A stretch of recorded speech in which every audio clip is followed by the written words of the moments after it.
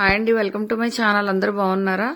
ఈరోజు నేను కాకరకాయ సింపుల్గా అయిపోయేది చాలా టేస్టీగా ఉండే ఒక రెసిపీ చూపిస్తున్నానండి. ముందుగా కాకరకాయల్ని ఈక్వల్గా రౌండ్గా పీసెస్లో కోసుకోవాలండి. కోసుకున్న తర్వాత ఉప్పు పసుపు వేసి శుభ్రంగా కడిగి ఉంచుకోవాలి. మీరు కావాలంటే దీంట్లోంచి చేదుతనం తీసేయాలంటే బాగా పిసిపి కొంతసేపు ఉన్న తర్వాత తీసేయచ్చు. కానీ నాకు ఈ చేదుతనం ఉంటేనే మంచిదని చెప్పేసి నేను ఇలా కడిగేస్తున్నానండి.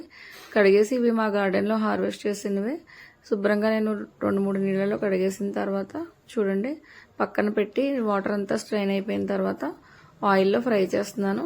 ఇవి ఎక్కువగా వేయకూడదండి.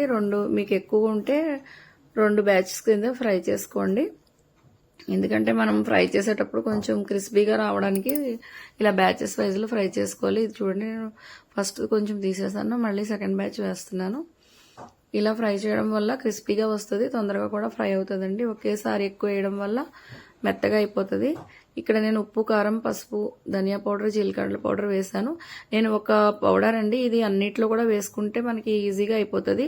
ఈ పౌడరు మనము ఇంట్లో ఉంచుకుంటే చేసి ఏ ఫ్రై అయినా సరే ఈజీగా అయిపోతుందండి.